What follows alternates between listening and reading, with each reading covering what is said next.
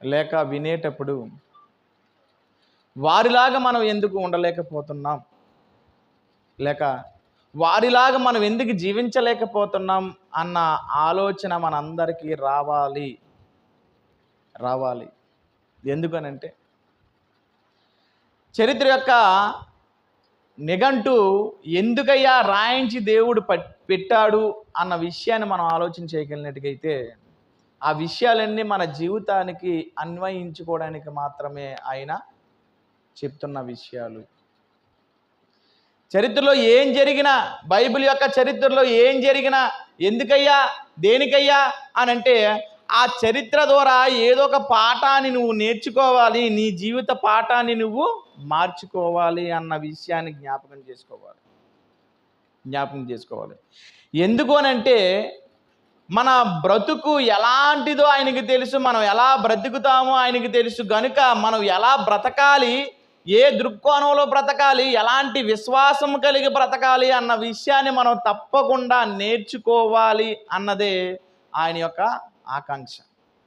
అందుకే విశ్వాసం అన్నది నమ్ముకోవడం కాదు.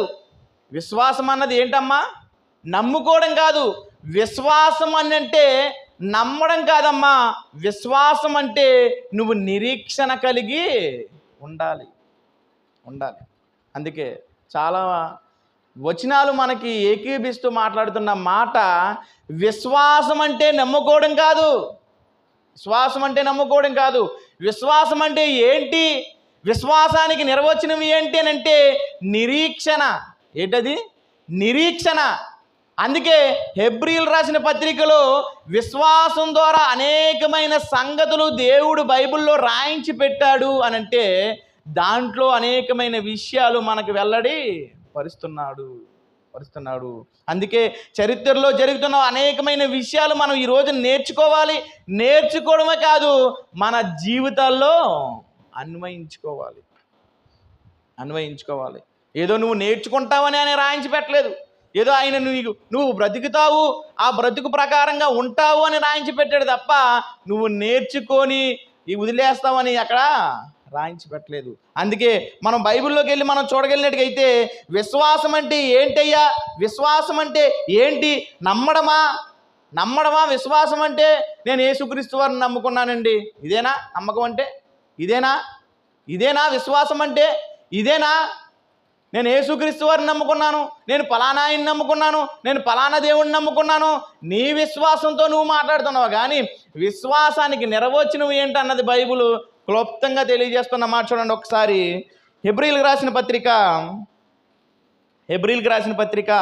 11వ అధ్యాయము 1వ వచనం మనం జాగ్రత్తగా చూడగలిగినట్టుగైతే, విశ్వాసం అన్నది నిరీక్షింపబడి వాటి యొక్క ఏటంటది?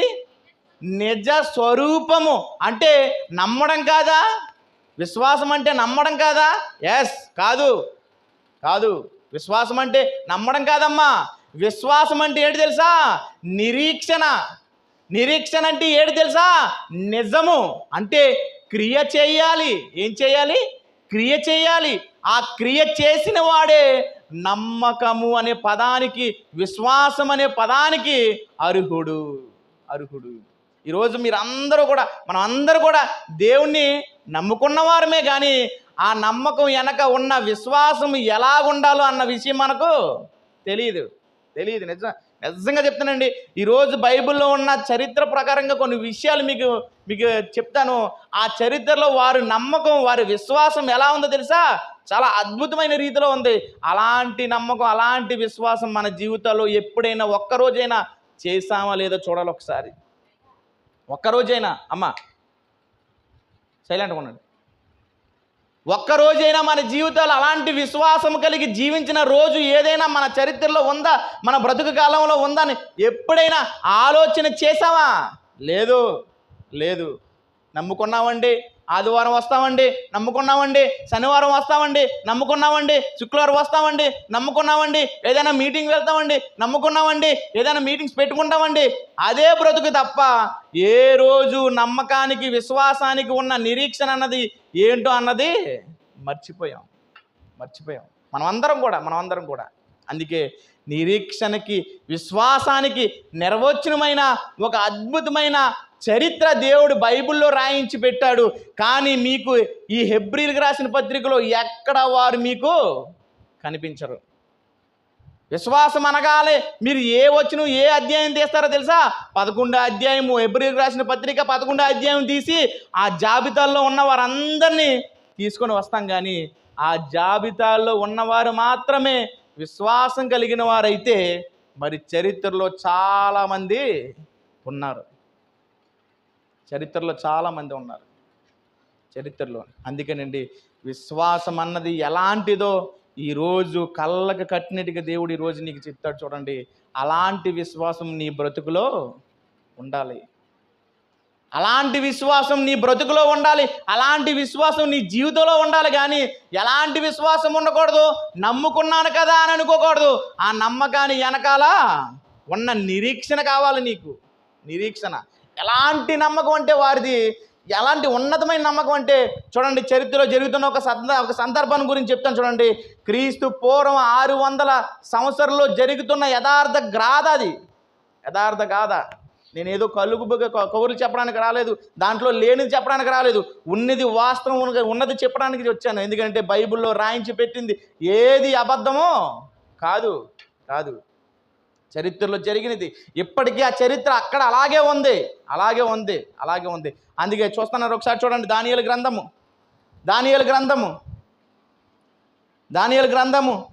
3వ అధ్యాయము. దానియేలు గ్రంథము 3వ అధ్యాయము జరుగుతున్న విషయాన్ని చాలా చక్కగా జాగ్రత్తగా చూడండి. అక్కడ ఒక సంఘటన జరుగుతుంది. ఆ సంఘటనలో జరుగుతున్న విషయాలన్నీ మనం కులంకషంగా అర్థం చేసుకుంటేనే కానీ విశ్వాసం అంటే ఏంటో అన్నది మనకు తెలియదు. చూద్దాం ఒకసారి. 3వ అధ్యాయం మొదటి వచనం గురించి మనం చూడగలిగినట్టుగైతే రాజుకు నెబుకద్నెజరు బంగారు ప్రతిమ ఒకటి చేయించి బబులోను దేశములోని దూరాను అని మైదానములో దాన్ని నిలవబెట్టించెను. అది 6 మూరల ఎత్తును 6 మూరల ఎడల్పునై ఉండెను. చూడండి, నెబుకద్నెజరు అంటే ఎవరో కాదు, ఈ ప్రపంచాన్ని ఏలిన చక్రవర్తి ఆయనే నెబుకద్నెజర్. ఆ నేజర్ ఒక దేవత ప్రతిమని లేక ఒక దేవుడి యొక్క ప్రతిమని, తాను నమ్ముకున్న విశ్వాసం యొక్క ప్రతిమని ఏం చేయించాడు? నిలవబెట్టించాడు. అంటే సుమారు అది ఎన్ని మూరలంట? 66 మూరలంట. ఇంకా 60 మూరలను 6 మూరల ఎడల్పునై ఉండెను. ఈ మూరలంటే మనకు అర్థం కాదు కదా, మీకు క్లుప్తంగా అర్థమైనట్టు చెప్తాను. సుమారు 10 అడుగుల ఎడల్పును 90 అడుగుల ఎత్తు. ఎన్ని అడుగులు? 90 అడుగుల ఎత్తు గల ఒక విగ్రహాన్ని చేయించాడు. 10 అడుగులు గల ఆ ఎడల్పు గల ఒక విగ్రహాన్ని కట్టించి దానికి బంగారం యొక్క పూత పోయించి ఆ ప్రతిమను నిలవబెట్టించి ఆయన చెప్తున్న విషయం చూడండి. ఆ నెబుకద్నెజరు మాట్లాడుతున్న మాటలు చూడండి ఒక్కసారి. రాజగు నెబుకద్నెజరు అధిపతులను, సేనాధిపతులను, సంస్థానపతులను, మంత్రులను, ఖజానాదారులను, ధర్మశాస్త్ర విదంశకులను, న్యాయాధిపతులను, సంస్థానంలోని అధికారమును వహించిన వారందరినీ సమకూర్చుటకును రాజుకు నెబుకద్నెజరు నిలబెట్టించిన ప్రతిమకు రప్పించుటకును దూతలను పంపగా. చూడండి, జరుగుతున్న సందర్భం చూడండి. ప్రతిమ ఒకటి చేయించాడు, బంగారు ప్రతిమ ఒకటి చేయించాడు. ఆ చేయించిన ప్రతిమకు అందరిని పిలిచాడు. ఎవరో గనులు కానీ ఎవరైనా సరే, భూమి మీద గనులు అన్నవారు కానీ ఎలాంటి వారైనా సరే, ఎందుకంటే ప్రపంచాన్ని పరిపాలించిన రాజు గనుక రాజు మాటకి ఏం చేయాలి? లోబడాలి. రాజు మాటకి లోబడాలి. ఎందుకు లోబడాలంటే రాజు అనంటే చాలా భయంకరమైన వ్యక్తి. మాట చెప్పిన వెంటనే మాట ఏం చేయాలి? చేసి తీరాలి. అలాంటి రాజు ఒక శాసనాన్ని వదిలి చెప్తున్న మాటలు ఇంకా మనం చూడగలిగినట్టుగైతే ఆ అధిపతులను, సేనాధిపతులను, సంస్థానపతులను, మంత్రులను, ఖజానాదారులను, ధర్మశాస్త్ర విదంశకులను, న్యాయాధిపతులను, సంస్థానములో అధికము వహించిన వారందరూ రాజగు నెబుకద్నెజరు నిలబెట్టించిన ప్రతిమకు కూడి వచ్చి రాజగు నెబుకద్నెజరు నిలబెట్టించిన ప్రతిమ ఎదుట ఇట్లుండగా నిలుచుండిరి. ఇట్లుండగా ఒక దూత ప్రకటిస్తుందంట, చాటిస్తుందంట. ఏమనగా, జనులారా, దేశస్థులారా, ఆయా భాషలో ఏ భాషలతో ఉన్నారో ఆ కాలంలో ఏ భాషలు అయితే మాట్లాడుతున్నారో అలాంటి భాషలు అందరూ మాట్లాడిన వారందరినీ కూడా ఆ ప్రతిమ దగ్గరికి తీసుకొచ్చారు. అర్థమవుతుందమ్మా? ఆ ప్రతిమ దగ్గరికి తీసుకొచ్చి చెప్తున్న ఆ ఆజ్ఞ చూడండి. ఆయా దేశస్థులారా, ఆయా భాషలు మాట్లాడు వారులారా, మీకు ఆజ్ఞాపించుచున్నాను. ఏమనగా, బాకా, పెలనగ్రోవి, పెద్ద వీణ, సింపోనియా, వీణ, విపంచిక, సకల విధముకు వాద్యములను మీకు వినబడినప్పుడు రాజగు నెబుకద్నెజరు నిలబెట్టించిన బంగారు ప్రతిమ ఎదుట సాగిలపడి నమస్కరించుడి. ఏం చేయమంటాడు అక్కడ? ఒక ప్రతిమ నిలబెట్టించాను. ఆ ప్రతిమ ఏంటో తెలుసా? నేను పూజించిన దేవత. ఆ దేవతకి ఏం చేయాలి? మీరందరూ ఏం చేయాలి? సాష్టాంగ నమస్కారం చేసి దానిని మొక్కాలి అని ఒక శాసనం రాశాడు. ఆ రాసిన వెంటనే చూడండి జరుగుతున్న సిచ్యువేషన్ చూడండి. సాగిలపడి నమస్కరింపని వాడు ఎవడో వాడు మండుచున్న అగ్నిగుండములో తక్షణమే వేయబడును. ఎవడైతే మొక్కడో, ఎవడైతే దాన్ని పూజించడు, ఎవడైతే దానికి సాష్టాంగ నమస్కారం పెట్టడో అలాంటి వాడిని తీసుకువెళ్ళి నేనేం చేస్తాను? అగ్నిగుండములో వేసేస్తాను. ఏమండి, నేనంటాను, అలాంటి శాసనం ఈరోజు మనకు బయలుదేరింది అనుకోండి, ఒక్కడ కూడా నిలబడ్డు. ఎందుకు తెలుసా? ప్రతి ఒక్కడు తన ప్రాణాలను కాపాడుకోవాలని ఆలోచన చేస్తాడు, కానీ ఏ ఒక్కడు కానీ దేవుని కోసం ప్రాణాలు అర్పించేద్దామన్న ఆలోచన మాత్రం ఉండదు. ఇలాంటి శాసనం ఆ రోజుల్లో బయలుదేరింది. ఈరోజు అదే బయలుదేరితే, అదే శాసనం బయలుదేరితే నీ స్థితి ఏంటి? ఏం చేయగలవు? ఉంటావా? అగ్నిగుండంలో పడిపోతావా? చెప్పాలి. నువ్వు ఆ బొమ్మకి లేదంటే ఆ ప్రతిమకు నమస్కారం చేయకపోతే నేను తీసుకువెళ్ళి ఏం చేస్తాను? అగ్నిగుండంలో పాడేస్తానని అంటాడు. చెప్పండి, మీరు ఏం చేస్తారు మీరు అసలు పరిస్థితుల్లో ఉంటే? ఏమండి, సేమ్ ఇదే సిచ్యువేషన్ ఆనాడు ఉన్న విశ్వాసులు కూడా వచ్చింది. ఈరోజు మనకు రాలేదనుకోకండి, మనకు కూడా వస్తుంది. ఆ రోజు ఆనాడున్న ఆ విశ్వాసులు కూడా వచ్చింది. ఇదిగో అలాంటి ప్రతిమకి ఎవరైతే నమస్కరింపడో వాడిని తీసుకువెళ్ళి ఏం చేయాలంట? అగ్నిగుండంలో పాడేయాలి. ఏమండి, విశ్వాసం అన్నది ఏంటో ఇక్కడ రుజువు అవుతుంది. విశ్వాసం అంటే నమ్ముకోవడం కాదమ్మా. విశ్వాసం అంటే నువ్వు ఏదో నీకు వస్తుందని చేయడం కాదమ్మా. విశ్వాసం అంటే ఏంటి తెలుసా? పరీక్ష. ఏంటది? పరీక్ష అంటే నువ్వు నిజ స్వరూపానికి నిలబడతావో లేదో అన్న విషయాన్ని నీకు తెలియాలి. అలాంటి పరీక్ష, అలాంటి విశ్వాసానికి పరీక్ష పడుతున్న సిచ్యువేషన్ చూడండి.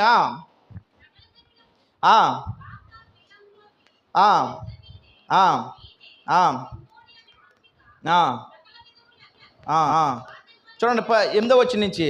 ఆ సమయమందు కల్దీయులలో కొందరు ముఖ్యులు వచ్చి యూదులపైన కొండెములు చెప్పి రాజుగు నెబుకద్నెజరు యొద్ద ఇలాగు మనవి చేసిరి, రాజు చిరకాలము జీవించునుగాక.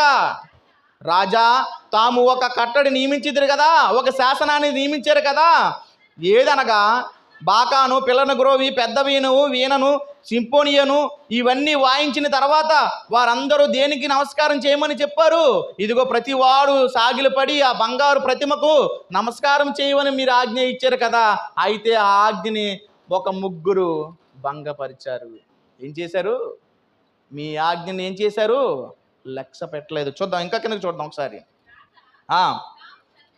చూడండి, రాజా తాము సద్రకు, మెషకు, అబేద్నెగో అను ముగ్గురు యూదులను.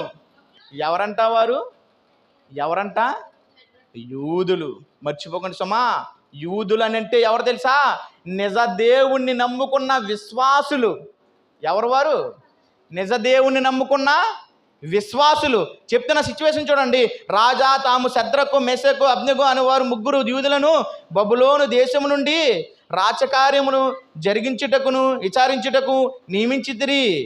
ఆ మనుషులు తమరి ఆజ్ఞను లక్ష్య పెట్టలేదు. ఏం చేశారంట? నీ ఆజ్ఞను ఏం చేశారు? లక్ష్య పెట్టలేదు. లక్ష్య పెట్టలేదు. ఏమండి, లక్ష్య పెట్టలేదు అని అంటే ఎంత భయంకరమైన సిచ్యువేషన్లో ఉన్నారు చూడండి వారు. ఎంత భయంకరమైన సిచ్యువేషన్లో ఉన్నారు చూడండి. ఏమండి, ఈరోజు ఒక ఎమ్మెల్యే చెప్పిన శాసనాన్ని నెరవేర్చకపోతే తీసుకువెళ్ళి ఏం చేస్తారు? స్టేషన్లో పడేస్తారు. ఒక సీఎం చెప్పిన శాసనాన్ని నెరవేర్చకపోతే తీసుకువెళ్ళి శిక్ష వేస్తారు. ఏమండి, ఆ రోజు ఒక ఎమ్మెల్యే కాదు, ఒక ఎంపీ కాదు, ఒక సీఎం కాదు, ప్రపంచాన్ని పరిపాలించిన గడగడలు ఆడించేసిన ఒక చక్రవర్తి నెబుకద్నెజరు, అలాంటి చక్రవర్తి ఎదుట ముగ్గురు విశ్వాసులు. ఏమండి, ముగ్గురు విశ్వాసులు పెద్ద వయసేం కాదు వారిది. వారి వయసేమి పెద్ద వయసేం కాదు. వారు యవనస్తులు. ఎవరు వారు? యవనస్తులు. అలాంటి యవనస్తులు ఎలాంటి దృఢమైన విశ్వాసాన్ని పెట్టుకో ఉన్నారు చూడండి. ఎంత దృఢమైన నమ్మకాన్ని పెట్టుకో ఉన్నారు చూడండి. అలాంటి వారిని తీసుకొని, ఇదిగో రాజా, నీ ఆజ్ఞను ఏం చేశారు? భంగపరిచారు. లక్ష్య పెట్టలేదు. తమరి దేవతలను పూజించుట లేదు. తాము నిలవబెట్టించిన బంగారు ప్రతిమకు నమస్కరించుటే లేదు అని ఏం చేశారంట? నీ బంగారు ప్రతిమకి ఏం చేయము, మేము నమస్కరించము. నీవు చెప్పిన ఆజ్ఞకి మేము లోబడము. అండి, విశ్వాసం అంటే ఏంటో ఇప్పుడు చూపిస్తాడు ఆయన. విశ్వాసం అంటే ఏంటో చూపిస్తాడు. ఎందుకు వారు నమస్కరింపనన్నారు, ఎందుకు వారు పూజించనన్నారు, ఎందుకు తమ ప్రాణాలను కూడా విడిచిపెట్టేసి అంత స్థితిలోకి ఎందుకు వెళ్ళిపోయారంటే దేవుడు వారికి తెలియజేసిన మాట చూస్తారు. ఒకసారి చూడండి, నిర్గమకాండము దేవుడు వారికి తెలియజేస్తున్న మాట చూడండి ఒకసారి. నిర్గమకాండము 20వ అధ్యాయము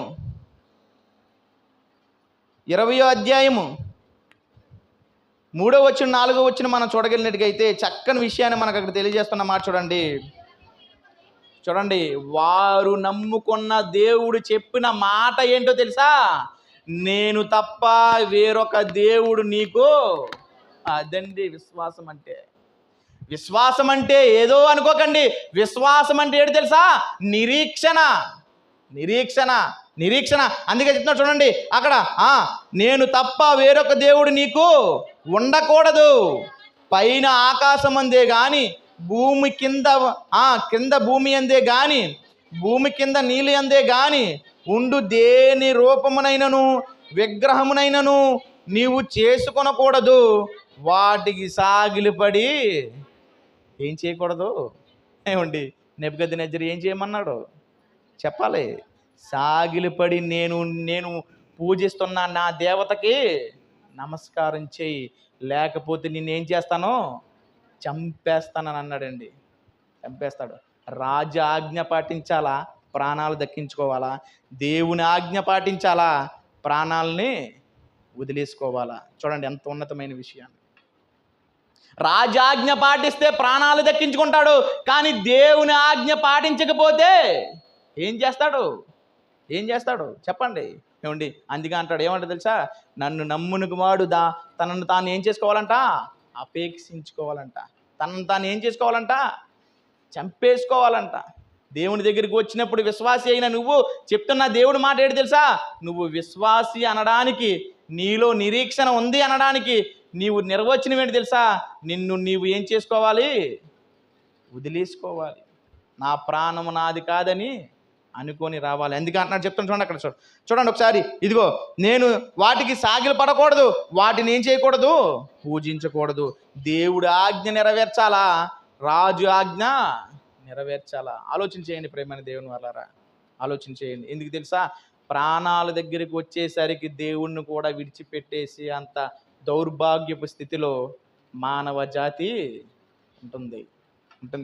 మీరు ఏదైనా చేయండి, ప్రాణాలు పోతున్నాయి, ప్రాణాలకి హాని జరుగుతుందని అంటే ఏదైనా చేస్తాడు. కానీ ప్రాణానికి హాని జరుగుతుంటే మాత్రం ఏం చేస్తాడు? దేవుణ్ణి విడిచిపెట్టేస్తాడు. ఏమండి, ఇప్పుడు ఎవరైనా వచ్చి మీరు యేసుక్రీస్తు వారిని నమ్మితే నేను చంపేస్తాను అని అంటే ఎంతమంది ఈ సంఘంలో ఉండగలరు? చెప్పండి ఒకసారి, ఆలోచన చేయండి. ఎంతమంది నిలబడగలరు? ఆలోచన చేయండి. కానీ అక్కడ అందరూ కూడా ఏం చేస్తున్నారు? ఆ విగ్రహానికి సాష్టాంగ నమస్కారం చేస్తున్నారు.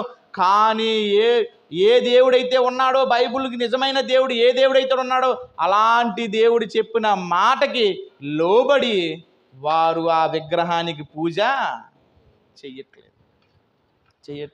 ఏమండి, వారు ఒక ఆజ్ఞలో స్టాండర్డ్గా ఉన్నారండి. మరి కనీసం మనం చెప్పిన దేవుని మాటలు చెప్పిన అనేకమైన మాటలు ఉన్నాయి. ఒక్కరోజైనా ఆజ్ఞ సరిగ్గా పాటించామా? ఏమండి, ఆలోచన చేయండి. అలాంటి ప్రాణాల దగ్గరికి వెళ్ళిపోయేంత స్థితిలోకి వెళ్ళిపోయినా సరే దేవుని ఆజ్ఞను మాత్రం భంగపరచలేదు. కానీ మనం ఏం చేస్తాం?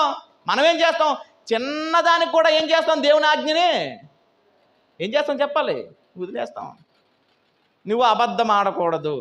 ఏం చేయవద్దన్నాడు? అబద్ధం ఆడకూడదు. ఏమండి, తెల్లారితే ఎన్నిసార్లు అబద్ధం ఆడతారు చెప్పండి? ఉదయం లేస్తే సాయంత్రం పండుకున్న వరకు ఎన్ని అబద్ధాలు ఆడుంటారు. దేవుని ఆజ్ఞ కాదా అది? దేవుని శాసనం కాదా? నువ్వు దొంగతనం చేయకూడదు, దేవుని శాసనం కాదా? ఏమండి, కానీ ఇలాంటివి ప్రాణానికి హాని ఏం జరగవు. కానీ ఎలాంటి స్థితిలోకి వెళ్ళిపోయారు తెలుసా? నువ్వు మొక్కితే బ్రతికుతావు, మొక్కకపోతే చస్తావు. మొక్కితే ఏం చేస్తావు? బ్రతికుతావు. కానీ మొక్కకపోతే ఏం చేస్తావు? చంపేస్తానని అన్నాడండి. కానీ వారి విశ్వాసం ఎలాంటి విశ్వాసం తెలుసా? ఒకసారి చూడండి, అదే మూడవ అధ్యాయము చూడండి. వారు ఆ మాట చెప్పిన వెంటనే వారు చేస్తున్న విషయం చూడండి. ఆ నెబుకద్నెజరు చేస్తున్న విషయం చూడండి. 13వ వచనం మనం చూడగలిగినట్టుగైతే, అందుకు నెబుకద్నెజరు అత్యాగ్రహమును రౌద్రమును గలవాడై ఏం చేశాడంట? అబేద్నెగోను మెషకును ఇంకా పట్టుకొని రండని ఆజ్ఞ ఇయ్యగా వారు ఆ మనుషులను పట్టుకొని రాజు సన్నిధికి తీసుకొని వచ్చిరి. అంతటా నెబుకద్నెజరు వారితో ఇట్లనను శద్రకు మెషకు అబేద్నెగో, మీరు నా దేవతలను పూజించుట లేదనియు నేను నిలవబెట్టించిన బంగారు ప్రతిమకు నమస్కారం చేయటం లేదనియు నాకు వినబడినది, అది నిజమా అని అడిగాడండి. ఏం చేశాడు? రాజు ఆజ్ఞకి భంగపరిచారు కదా మీరు, మరి అది నిజమేనా అని అడిగాడు. ఏం చేశాడు? నిజమేనా అడిగాడు. కానీ వారు చెప్తున్న మాట ఎంత ఉన్నతమైన మాట తెలుసండి. జీవితంలో ఒక్కరోజు కూడా అలాంటి మాట మాట్లాడి మనం ఏం చేయాలి? చనిపోవాలి. జీవితంలో అలాంటి మాట మాట్లాడి ఒక్కరోజైనా బ్రతికి చనిపోవాలి.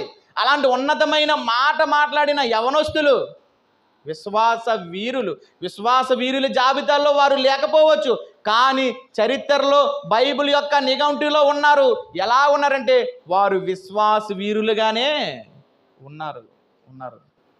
అందుకేనండి ఆ విషయాన్ని గురించి మనం చూడగలిగినట్టుగైతే ప్రకటన గ్రంథంలో ఒక చక్కని విషయాన్ని తెలియజేస్తున్నారు చూడండి. ప్రకటన గ్రంథము 13వ అధ్యాయము 15వ వచనం మనం చూడగలిగినట్టుగైతే చూడండి, ఇక్కడ చెప్తున్న విషయం చూడండి, చాలా జాగ్రత్తగా వినండి ఒకసారి. మరియు ఆ మృగము యొక్క ప్రతిమ మాట్లాడినట్లును ఆ మృగము యొక్క ప్రతిమకు నమస్కారం చేయని వాణ్ణి హతము చేయనట్లును ఏం చేస్తుందంట? ఒక మృగానికి ప్రతిమకు నమస్కారం చెయ్యకపోతే వాడిని ఏం చేయమని చెప్తుంది? హతము చేయమన్నది, అంటే చంపేయమంటుంది. అక్కడ దానియేలు గ్రంథంలో కూడా అదే మాట మాట్లాడుతున్నాడు. ఏమనంటే, ఇదిగో ఆ ప్రతిమకు నమస్కారం చేయని వాడిని ఏం చేయాలి? చంపే. కానీ అదే సిచ్యువేషన్ మొదటి శతాబ్దంలో అపోస్తుల దగ్గరికి వచ్చేసరికి సేమ్ అదే జరుగుతుంది. అలాంటి సందర్భమే జరుగుతుంది. ఇగో అదే సందర్భాన్ని మరలా చెప్తున్న విషయం చూడండి. ఇదిగో హతము చేయనట్లును ఆ మృగమునకు ప్రతిమకు ప్రాణమిచ్చుటకై దానికి అధికారం ఇయ్యబడెను. కాగా కొద్దివారు కానీ గొప్పవారు కానీ ధనికులు కానీ దరిద్రులు కానీ స్వతంత్రులు కానీ దాసులు కానీ అందరూ తమ కుడి చేత మీదనైనను తమ నొసటి యందైనను ముద్ర వేయించుకున్నట్లును ఆ ముద్ర అనగా ఆ మృగము పేరునైనను దాని పేరిట సంఖ్యనైనను గలవాడు తప్ప ఏం చేస్తున్నాడండి అక్కడ? ఆ మృగము యొక్క సంఖ్య, అంటే దానికి నమస్కరించిన వాడు ఎవడున్నాడో, దానికి పూజ చేయలేని వాడు ఎవడున్నాడో అలాంటి వాడిని ఏం చేయమంటుంది? క్రయ విక్రయము చేయుటకు మరి ఎవనికిని అధికారము లేనట్లు అది వానిని బలవంతము చేయుచున్నది. క్రయ విక్రయం అని అంటే అర్థం కదమ్మా. బ్రతికుండంగానే ఏదైనా కొనగాలం, ఏదైనా అమ్మగాలం. క్రయ విక్రయ అని అంటే నేనున్నాను, బ్రతికుండంగానే క్రయ చేయగలను, విక్రయ చేయగలను. అంటే నేను బ్రతుకుంటేనే కొనగలను, తీసుకోగలను. అదే చెప్తున్నాడు. ఏమనంటే క్రయ విక్రయములు చేయుటకు మరి ఎవనికి అధికారము లేకుండానట్లు. అంటే ఆ ప్రతిమకు నమస్కారం చేయని వాడు ఎవడున్నాడో ఆ ప్రతిమకు నమస్కారం చేయని వాడు ఏం చేయాలంట? క్రయ విక్రయములు చేయకుండానట్లు, అధికారము లేకుండానట్లును అది వానిని బలవంతము చేయుచున్నది. బుద్ధి గల వాడు మృగం యొక్క సంఖ్యను లెక్కింపనిమ్ము, అది ఒక మనుషుని చెప్పాలి, ఒక మనుషుని సంఖ్య. ఒక మనుషుని సంఖ్య అంటే ఒక మనిషి ఏం చేస్తున్నాడంట? నమ్మకపోతే నేను నమ్మిన ఆ బొమ్మకి, లేదంటే నేను విశ్వాసించిన నా దేవతకి నువ్వు పూజించకపోతే నిన్నేం చేస్తాను? నేను చంపేస్తాను అని అన్నాడు. చంపేస్తాను అన్నాడు. చూడండి, ఇలాంటి పరీక్షలో కూడా వారు ఎలాంటి విజయాన్ని పొందారో మనం చూడగలిగినట్టుగైతే, ఇంకా దానియేలు గ్రంథము, మరలా దానియేలు గ్రంథం చూడగలిగినట్టుగైతే మనం 3వ అధ్యాయము, దానియేలు గ్రంథం 3వ అధ్యాయము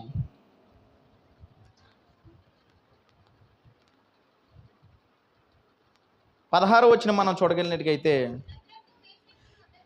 శద్రకును మెషకును అబేద్నెగోయు రాజుతో, ఏమండి ఎవరితో మాట్లాడుతున్న మాట అది?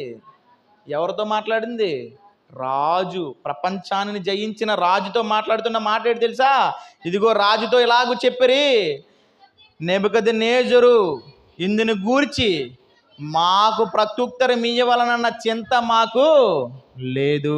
దేవునికి స్తోత్రం చెప్పండి అందరూ కూడా. ఏమండి వారు చెప్తున్న మాట ఏంటి తెలుసా? నేను మీకు జవాబు చెప్పవలసిన బాధ్యత నాకు లేదు, నేను నీకు భయపడను అని అంటున్నాడు. శద్రకు మెషకు అబేద్నెగో అన్నవారు ఏమన్నాడు తెలుసా? ఇదిగో నెబుకద్నెజరు, నీ మాటకి నేను ప్రత్యుత్తరం ఇయ్యవలనన్న ఆలోచన మాత్రం మాకు లేదు. ఎందుకు తెలుసా? నువ్వంటే మాకు భయము లేదు. మేము జీవం గల దేవునికి మాత్రమే భయపడగలం, కానీ నీలాంటి మనిషికి, నీలాంటి మట్టి మాతృడికి మేము భయపడము అని చెప్తున్నాడు అక్కడ. భయపడము. నెబుకద్నెజరు, నువ్వేం చేసుకుంటావో చేసుకో, నువ్వు ఎలాంటి పరీక్ష పెట్టుకో, కావాలంటే మమ్మల్ని చంపేసుకుంటావా, చంపేసుకో, కానీ నా దేవుని ఆజ్ఞకి నేను భంగపరచను. నా దేవుని ఆజ్ఞ నేను భంగపరచను. నీ ఆజ్ఞనన్నా నేను భంగపరుస్తాను, కానీ నా దేవుని, నేను నమ్ముకున్న నా విశ్వాసాన్ని, నా నిరీక్షణని నేను ఎంత మాత్రమో భంగపరచనమ్మా, భంగపరచను అంటున్నాడు. చూడండి ఇంకా కిందకి చూడగలిగినట్టుగైతే, మేము సేవించుచున్న దేవుడు ఏం చేస్తాడంట?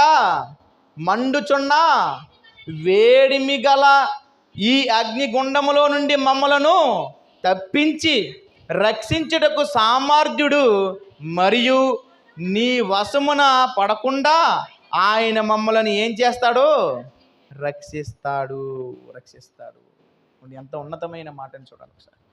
ఎలాంటి విశ్వాసం మనకుందా? ఇలాంటి విశ్వాసం మనకుందా? ఇలాంటి విశ్వాసం ఎప్పుడైనా మన జీవితంలో ఒక్క మాట అయినా ఎలాంటి విశ్వాసం మాట కలిగి ఉన్నాం మనం? ఆలోచించేయండి, ఆలోచించేయండి ప్రేమైన దేవునిలా. ఇంట్లో కుటుంబంలో ఏదన్నా వస్తే చాలు దేవుని మీద ఏం చేస్తారు? నమ్మకం పోతుంది, విశ్వాసం పోతుంది. కానీ వీరి విశ్వాసం ఎలాంటిది తెలుసా? మేము చనిపోయినా సరే మా దేవుడు ఏం చేస్తాడు? మమ్మల్ని రక్షిస్తాడు. ఒకవేళ రక్షించడా? మమ్మల్ని చంపేద్దాం అనుకుంటున్నాడా? ఎస్, చంపినే, నో ప్రాబ్లం. మేము చనిపోయినా పర్వాలేదు, మనం చనిపోయినా పర్లేదు, కానీ మా దేవుడు ఒకవేళ రక్షిస్తాడేమో, రక్షిస్తాడు. కానీ రక్షించకపోయినా సరే ఏం పర్వాలేదు, మేము నా దేవుని కోసం మేము చనిపోవడానికి సిద్ధంగా ఉన్నాము అని అంటున్నారు. ఎంత ఉన్నతమైన మాట అండి. ఏ రోజైనా మన జీవితాల్లో, మన బ్రతుకుల్లో నేను దేవుని కోసం బ్రతకాలి, దేవుని కోసం చనిపోవాలని ఒక్క రోజైనా, ఒక్క మాట అయినా అన్నాం ఎప్పుడైనా? లేదు. లేదు లేదు లేదు ఏమండి. అందుకనండి భక్తుల జీవితాలు చూసేటప్పుడు ఎందుకు ఇలా బ్రతకలేకపోతున్నాం, ఎందుకు మనం ఇలా జీవించలేకపోతున్నాం అని అనుకుంటే, ఇదిగో భక్తుల జీవితాలు మనకు మా ఆదర్శంగా పెట్టాడు దేవుడు. ఏమని? ఇదిగో నువ్వు బ్రతకాలంటే ఎలా బ్రతకాలో తెలుసా? ఒక అభిజ్ఞగో, ఒక ఇంకా షడ్రకు మేషకు అభిజ్ఞగో అనే వారిలాగా బ్రతకాలి మీరు. అంతేగాని ఈ దౌర్భాగ్యపు జీవితాన్ని బ్రతకండి. ఈ లోకంలో మీరు బ్రతకాలనుకుంటున్నారా? అలాంటి బ్రతుకు మీకు శాశ్వతం కాదు. అందుకే అంటున్నాడు ఏమని? మేము సేవించుచున్న దేవుడు మండుచున్న వేడిమి గల అగ్నిలో నుండి మమ్మల్ని ఏం చేస్తాడంట? తప్పిస్తాడంట. మమ్మల్ని ఏం చేస్తాడు? తప్పిస్తాడు. రక్షించుటకు సామర్థ్యుడు. నీ వశమున పడకుండా ఆయన మమ్మల్ని రక్షించును. ఒకవేళ ఆయన ఎంత ఉన్నతమైన మాట అండి. నిజంగా దేవునికి స్తోత్రం చెప్పండి అందరూ కూడా. ఏమండి, మమ్మల్ని ఏం చేస్తాడు? ఆయన రక్షిస్తాడు. ఒకవేళ ఆయన రక్షించకపోయినను రాజా నీ దేవతలను మేము పూజింపము. నీవు నిలవబెట్టించిన ఆ బంగారపు ప్రతిమకు నమస్కరింపమనియు తెలుసుకొనుము. అందుకు రాజు యొక్క కోపం ఎలా మారిపోయిందంటే, అందుకు నెబుకద్నెజరు అత్యాగ్రహము నొందిన వాడై శద్రకు మెషకు అబేద్నెగో అను వారి విషయములో ఆయన ముఖము వికారమైన, అంటే వారి మాటలకు ఏమైపోయాడు? కోపగిత్తుడైపోయాడు. ఇలాంటి మాటలు మాట్లాడుతున్నారు, ఇలాంటి విశ్వాసమైన మాటలు మాట్లాడుతున్నారనేసి కోపం తెచ్చుకొని చెప్తున్న విషయం చూడండి. గనుక గుండము ఎప్పటికన్నా 7 అంతులు వేడిమి గల చెయ్యమని ఆజ్ఞ ఇచ్చిన. చూడండి ఎలాంటి కోపం తెలుసా రాజుది. అందుకని సామెతల గ్రంథంలో ఒక మంచి మాట అంటాడు. 19వ అధ్యాయం 12వ వచనంలో అంటాడు, రాజు కోపం అంట చాలా భయంకరం అంట. సామెతల గ్రంథము చూడండి, సామెతల గ్రంథము 12వ అధ్యాయము, సామెతల గ్రంథము 12వ అధ్యాయము, క్షమించండి 19వ అధ్యాయము, సామెతల గ్రంథము 19వ అధ్యాయము 12వ వచనం మనం చూడగలిగినట్టుగైతే, రాజు కోపము సింహ గర్జన వంటిది. చాలమ్మా, రాజు కోపం ఎలా ఉంటుందంట? సింహ గర్జన అంటే తెలుసా? సింహానికి వచ్చే గర్జన చాలా భయంకరమైనది. అది గర్జించేటప్పుడు చుట్టుపక్కల ఉన్న ఆ జీవరాశులన్నీ కూడా గడగడ మునిగిపోతాయి. అడవిలో జరుగుతున్న సందర్భం చూడండి, ఎలాంటి భయంకరమైన సందర్భం. ఒక సింహం గర్జించిందంటే చుట్టుపక్కల ఉన్న ఆ జీవరాశులు, ఆ క్రూరమైనవి కాకుండా ఆ తక్కువ ఉన్న జీవరాశులు, అంటే చిన్నవన్నీ కూడా ఏమైపోతాయంట? వణికిపోతాయి. కానీ రాజు ఎదుట షడ్రకు మేషకు అబేద్నెగో ఏం చేస్తున్నారు? వనకట్లేదు. ఏం చేయట్లేదు? వనకట్లేదు. ఎందుకనంటే వారు నమ్ముకున్న దేవుడు గొప్పవాడు. అందువల్ల వారు చేస్తున్న ఆలోచన తెలుసా? మేము బ్రతుకుతాము, చస్తాము, కానీ నీ బ్రహ్మకి నీవు చేయించిన ప్రతిమకు మేము నమస్కారము చెయ్యము. నెబుకద్నెజరు నువ్వు ఏదన్నా చేసుకో అని అన్నారు. అందుకే రాజు కోపం ఏమైపోయిందంట? మరలా వెనక్కి వచ్చేయండి అమ్మ. రాజు కోపం ఏమైపోయింది? 19. అందుకు నెబుకద్నెజరు అత్యాగ్రహము నొందున శద్రకు మెషకు అబేద్నెగో అనువారి విషయములో ముఖము వికారమాయను గనుక గుండము ఎప్పటికన్నా 7 అంతులు వేడిముగా చెయ్యమని ఆజ్ఞ జారీ చేశాడంటే, అగ్నిగుండాన్ని ఏం చేయించాడు? 7 అంతులు బాగా మండించమని ఏం చేశాడు? ఆజ్ఞ ఇచ్చాడు. ఒకవేళ లోపలికి వెళ్ళి ఏం చేస్తారు? నిజంగా వారి దేవుడు కాపాడేస్తాడేమో, నిజంగా వారి దేవుడు రక్షించేస్తాడేమో అనుకొని ఏం చేస్తున్నాడంటే 7 అంతులు ఏం చేస్తున్నాడు? మరలా వేడిమి కలిగిలాగా మరలా మంటాడుతున్నాడంట ఆ అగ్నిగుండంలోని. అందుకే జరుగుతున్న సందర్భం చూడండి, అక్కడ ఉన్నతమైన విషయాన్ని తెలియజేస్తున్నాడు. చూడండి ఒకసారి 20 నుంచి మనం చూడగలిగినట్టుగైతే, మరియు తన సైన్యములుండు బలిష్ఠులలో కొందరిని పిలువనంపించి శద్రకును మెషకును అబేద్నెగోను బంధించి వేడిమి కలిగి మండుచున్న అగ్నిగుండములు వెయ్యుడని ఆజ్ఞ ఇయ్యగా, వారు వారి అంగీలను, నిలువుటంగీలను, పై వస్త్రములను, తక్కిన వస్త్రములను తీయకయే ఉన్న పాటున ముగ్గురిని వేడిమి కలిగిన మండుచున్న ఆ గుండములో పడవేసిరి. రాజాజ్ఞ తీవ్రమైనందున గుండము మిక్కి వేడిమి గలదై ఉన్నందున శద్రకు మేషక్కు అబేద్నెగో వీరి విసిరివేసిన ఆ మనుషులు ఏం చేశాయంట? ఈ ముగ్గురు వ్యక్తుల్ని విసిరివేశారు కదా, ఆ విసిరివేసిన ఆ సైనికులు ఏం చేశారంట? అగ్ని జ్వాల చేత కాల్చబడి చనిపోయారు. ఎవరమ్మా చనిపోయింది? ఎవరు చనిపోయింది? ఎవరైతే అగ్నిగుండంలో పాడేయడానికి ప్రయత్నిస్తున్నారో రాజు యొక్క బంట్రోందులు, బాజు యొక్క సైనికం, ఆ సైనికం ఏం చేస్తుందంటే ఈ ముగ్గురిని తీసుకొని వెళ్ళి అగ్నిగుండంలో పాడేస్తే ఏమండి కాలిపోయింది. వీరు కాదండి, ఎవరో పాడేసిన వాడు కాలిపోయాడు. ఎవరైతే దాంట్లో పాడేసిన వారు ఉన్నారో అలాంటి వారు ఏమైపోయారు? కాలిపోయారంట. అందుకే చెప్తున్న విషయం చూడండి, 23 శద్రకు మేషకు అబేద్నెగో అనువారు ముగ్గురును మనుషులు బంధింపబడిన వారై వేడిమి కలిగి ఏం చేశారంటే ముగ్గురిని ఏం చేశారంట? బంధించేశారంట. అంటే బయటికి రాకుండా ఏం చేయడం కూడా బయటికి రాకుండా, అంటే వేడిమి కలిగిన దాంట్లో నుంచి వేసిన వెంటనే పరిగెట్టుకొని మరలా రిటర్న్ వచ్చేస్తారేమో అనుకొని వారికి చేతులు కాళ్ళు కట్టేసి లోపల పాడేశారంట. ఆ మండుచుండ గుండములో పడగా రాజగు నెబుకద్నెజరు ఏమండి ఏం చేశాడంట? ఆ రాజుకి ఎందుకు ఆశ్చర్యం? రాజుకి ఎందుకు ఆశ్చర్యం చెప్పాలి. ఏమండి వారు విశ్వాసం అనే ఏం పెట్టుకున్నారు? డాళ్ళు పెట్టుకున్నారు. విశ్వాసం అనే డాళ్ళు పెట్టుకున్నారు గనుక వారు వేడిమి కలిగిన ఆ గుండములో పాడేసినా సరే వారు ఎందుకు రాజు ఆశ్చర్యపడిపోయాడనంటే వారు పడినప్పటికీ వారు సజీవంగానే దాంట్లో ఉన్నారు. దేవునికి స్తోత్రం చెప్పండి అందరూ కూడా. వారు సజీవంగానే ఉన్నారు. ఎందుకు అన్న విషయాన్ని మనం చూడగలిగినట్టుగా అయితే చూడండి, యెషయా గ్రంథము 43వ అధ్యాయము. యెషయా గ్రంథము 43వ అధ్యాయము.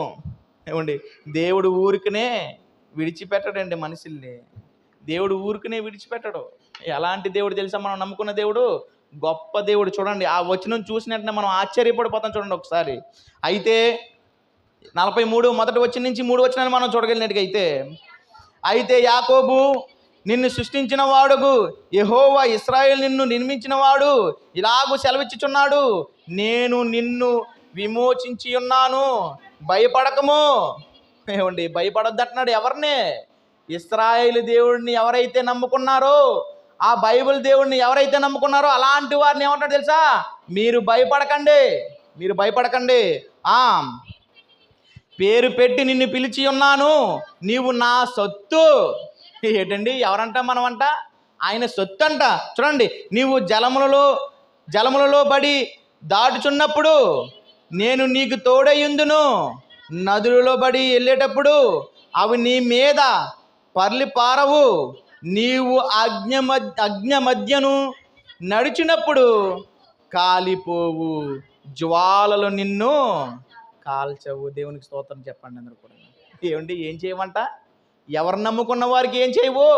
ఇశ్రాయేలు దేవుడైన యెహోవాను నమ్ముకున్న వారికి అగ్ని జ్వాలలు ఏమీ చెయ్యవు.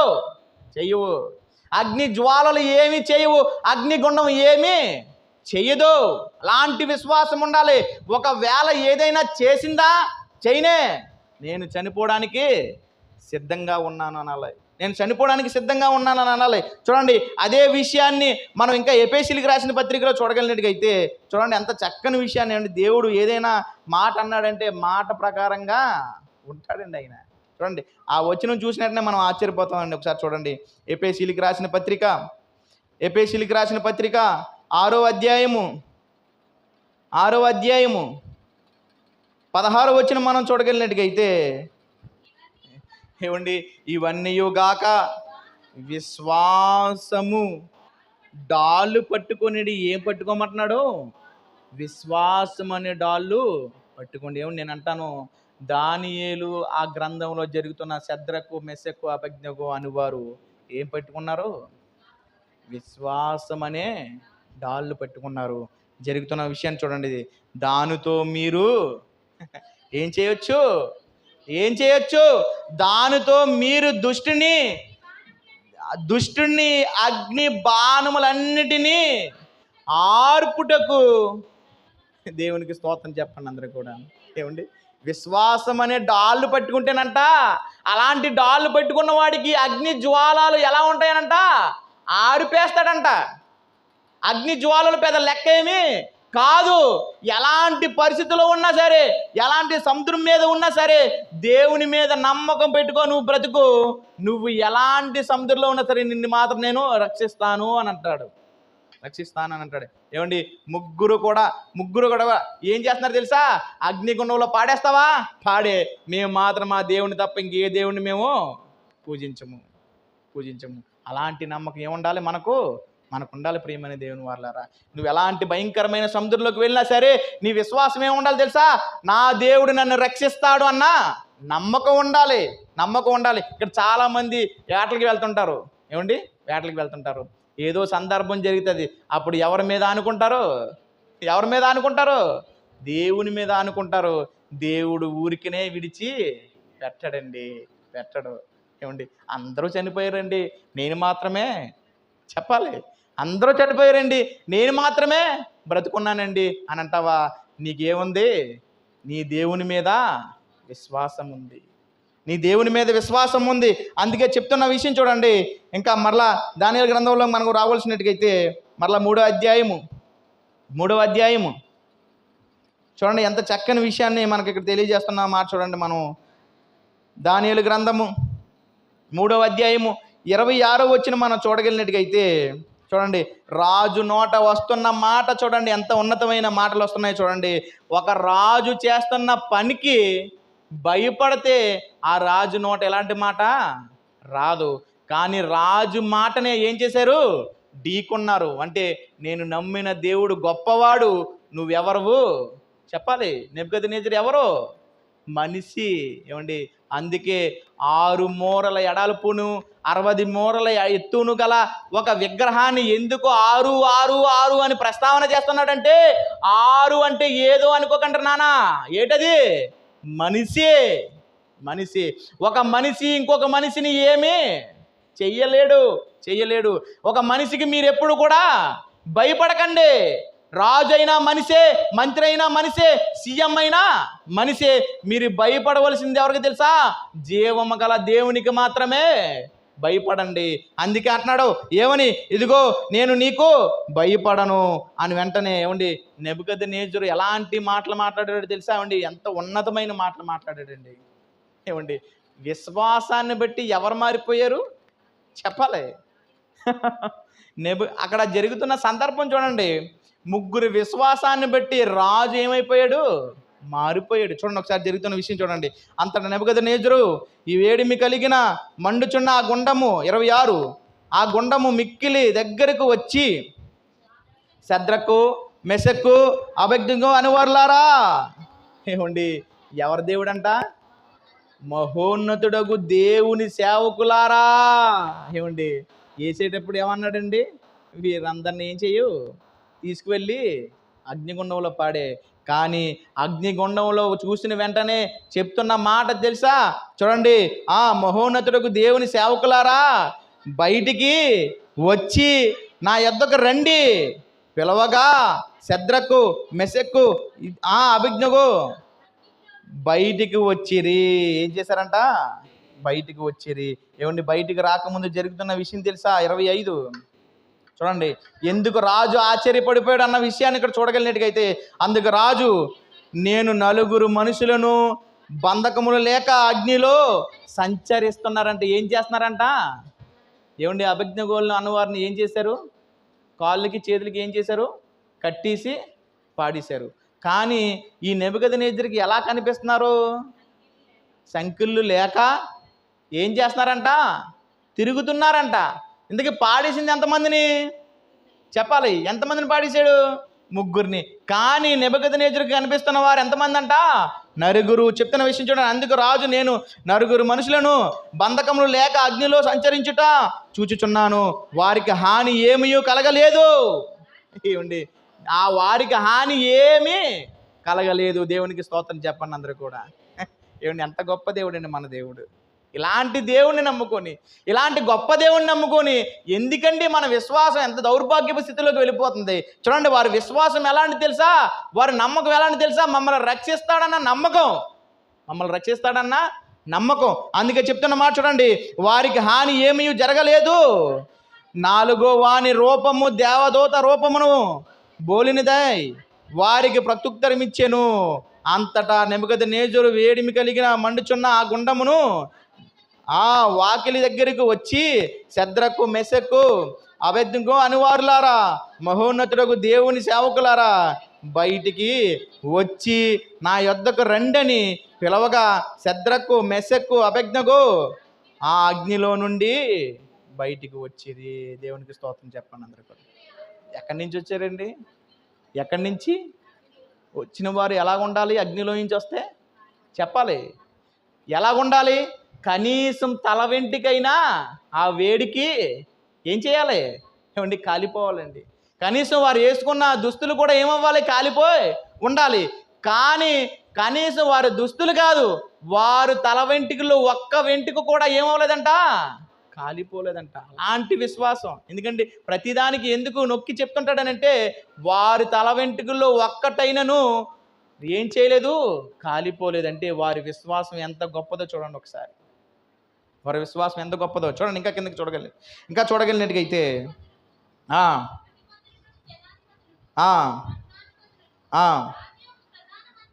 చూడండి, అధిపతులను, సేనాధిపతులను, సంస్థానాధిపతులను, రాజు యొక్క ప్రధాన మంత్రులను కూడి వచ్చి ఆ మనుషులను పరీక్షించి వారి శరీరమునకు అగ్ని హాని ఏమి చేయకుండుట వారి తల వెంట్రుకలలో ఒక్కటైనను, ఏమండి, వారి తల వెంట్రుకల్లో ఒక్కటైనను కాలిపోకుండుటయు, వారి వస్త్రములు చెడిపోకుండుటయు, అగ్ని వాసనైనను, ఏమండి, ఏం కొట్టలేదంట, కనీసం వారి దేహాన్ని నుంచి కనీసం అగ్ని వాసన కూడా కొట్టలేదంట. నేను అంటానండి, అగ్నిలో నుంచి వచ్చిన వాడికి అగ్ని వాసన కొట్టలేదు, కనీసం మనం అగ్నిలో కూడా ఎలా ఉంచలేదు, మంట పక్కన ఉంటే చాలు. తెలుసా ఈ విషయం? కనీసం ఆ పొయ్య ఏదైతే ఉందో, ఆ కర్రల పొయ్య లేకపోతే సంథింగ్ ఏదైనా, ఆ కర్రల పొయ్యి ఏదైతే ఉందో దాని దగ్గర నువ్వు ఒక 10 నిమిషాలు ఉంటే చాలు, కనీసం 5 నిమిషాలు ఉంటే చాలు, కనీసం 1 నిమిషం అయినా ఉంటే చాలు, నువ్వు పక్కకి వచ్చిన వెంటనే నీ శరీరం నుంచి అగ్ని వాసన కొడుతుంది. కానీ శద్రకు అబేద్నెగో అనువారు ఎలాంటి దాని నుంచి వచ్చారు? మిక్కిలి వేడిమి కలిగిన గుండములో నుంచి వచ్చారు. వారి విశ్వాసం ఎలాంటి విశ్వాసం తెలుసా? ఏమండి, కనీసం వారి దేహాన్ని నుంచి కాలిపోయిన వాసన కూడా రాలేదంట. కాలిపోయిన వాసన కూడా రాలేదంట. చూడండి, ఇంకా ముగించుకుందాం, సమయం అయిపోతుంది కనుక.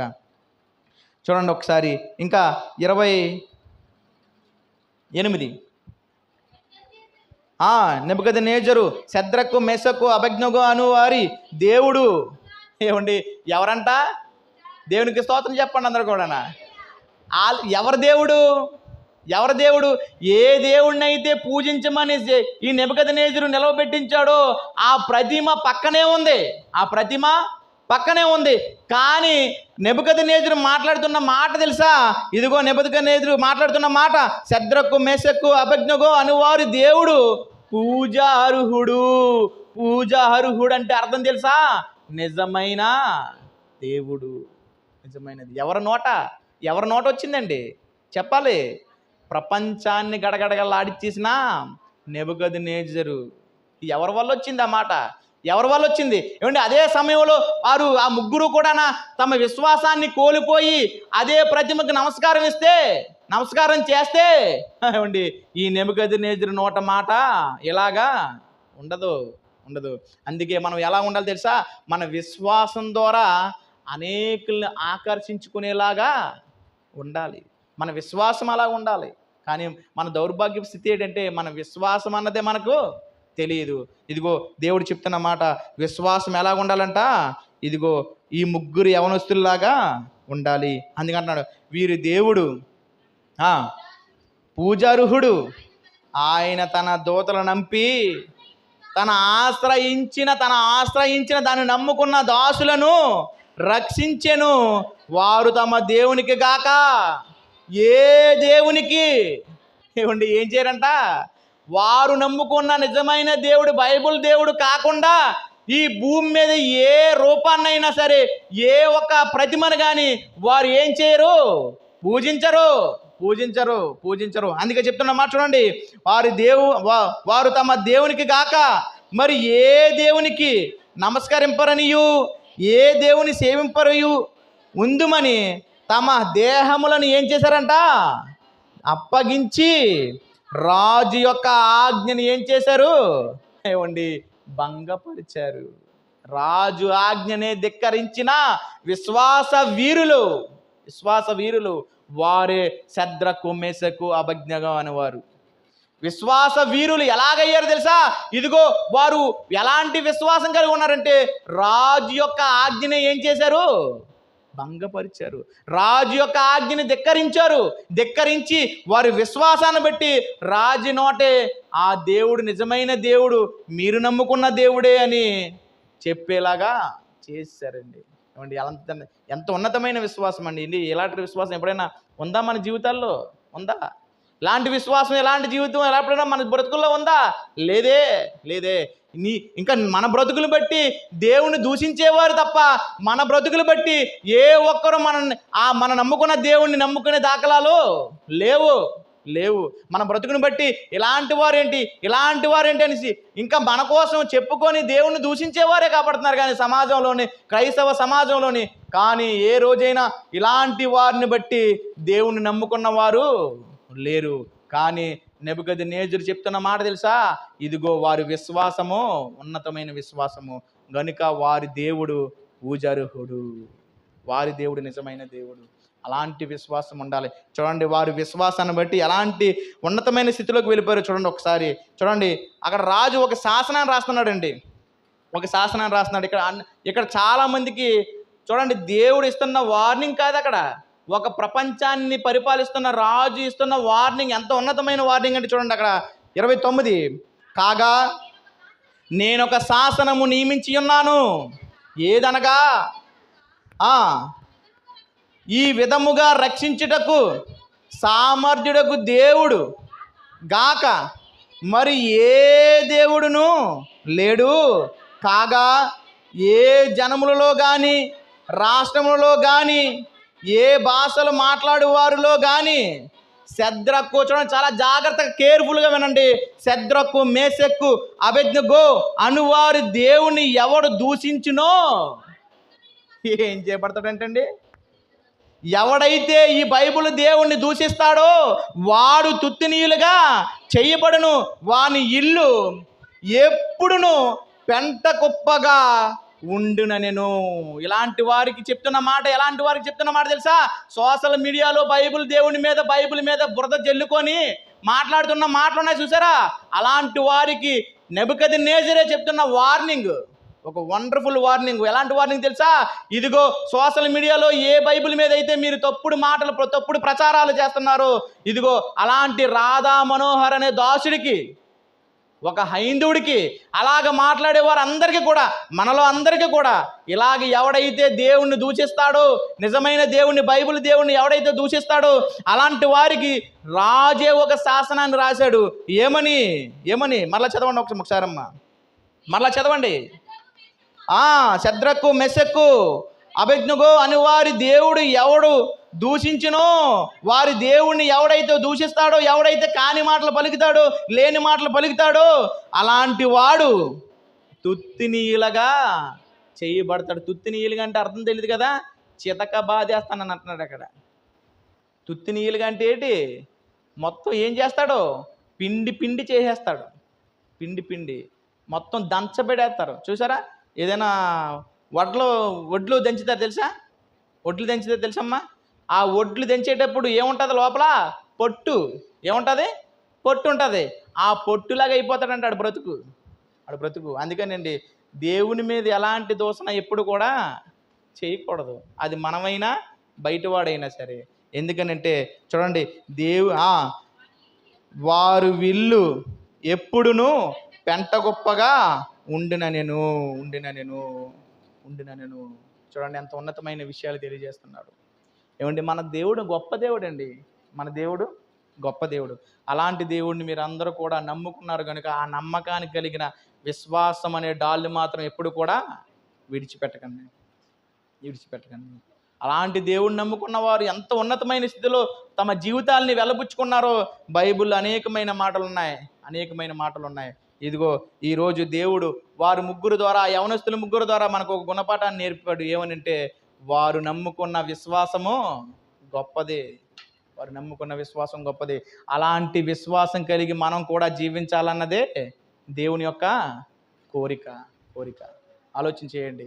ఏమండి, వెంటనే వారు చేసిన ఆ మాటకి ఆ నెబుకద్నెజరు చెప్తున్న విషయం చూడండి. అంతటా 30 వచనం, అంతటా నుండి రాజు శద్రకు, మెషకు, అబేద్నెగో అనువారి బబులోను సంస్థానములో ఏం చేశాడండి? హెచ్చించాడు. దేవునికి స్తోత్రం చెప్పండి అందరూ కూడా. ఏ విశ్వాసాన్ని అయితే వారు కాపాడుకున్నారో, ఏ విశ్వాసం అనే డాల్ అయితే పెట్టుకున్నారో, ఆ విశ్వాసం అనే డాల్ వారిని ఉన్నతమైన శిఖరాలకి నిలవబెట్టించింది. ఆలోచన చేయండి ప్రేమైన దేవుని వాళ్ళారా, ఆలోచన చేయండి. నీ విశ్వాసం ద్వారా నీకు ఉన్నతమైన స్థితిని దేవుడు ఇస్తాడు. కానీ నీ విశ్వాసం ఎలా ఉండాలి తెలుసా? ఇదిగో చూడండి, ఈ యవనస్తులకి ఎలాగుందో అలాగే మీకు కూడా ఉండాలి. విశ్వాసం అంటే అది, నిరీక్షణ అంటే అది. మన బ్రతుకులు అలాగ ఉండవు కదా. ఏదైనా జరిగింది అనుకోండి, దేవుణ్ణి ఏం చేస్తాం? దూషిస్తాం. దేవుణ్ణి నమ్ముకోండి మానేస్తాం. కానీ వీరి విశ్వాసం ఎలాంటి తెలుసా? ఒకవేళ చనిపోయినా పర్వాలేదు, ఒకవేళ రక్షిస్తాడు నా దేవుడు అన్న నమ్మకం మాత్రం వారికి ఉంది. ఆ నమ్మకమే వారు ఇంకా భూమి మీద ఉండడానికి కారణమయ్యింది. అది ఒక సాదృశ్యంగా మనకుంది ప్రేమని దేవుని వాళ్ళారా. ఈ భూమి మీద మీరు విశ్వాసం కలిగి జీవించండి. మీరు చనిపోయిన దేవుడు మిమ్మల్ని చెప్పాలి లేపుతాడు. వారు సాదృశ్యంగా ఉన్నారు. ఎలాంటి సాదృశ్యం తెలుసా? ఇదిగో అగ్నిగుండంలోకి వెళ్ళిన వాడు మరలా సజీవంగా ఎలాగైతే వచ్చాడో, ఇదిగో యేసుక్రీస్తు వారిని నమ్మిన వాడు, బైబిల్ దేవుడిని నమ్మిన వాడు సజీవంగా మట్టిలోకి వెళ్ళిపోయిన వాడు మరలా సజీవంగా ఏం చేయబడతాడు? లేపబడతాడు. వారి దేహము మహిమ దేహం వలె ఉంటుంది. అలాంటి విశ్వాసం అనే డాళ్ళు పెట్టుకొని నమ్మకంగా బ్రతకండి. దేవుడు వచ్చిన వరకు మిమ్మల్ని సజీవంగా ఆయన లేపుతాడు. దేవునికి స్తోత్రం. ప్రార్థన చేసుకుందాం.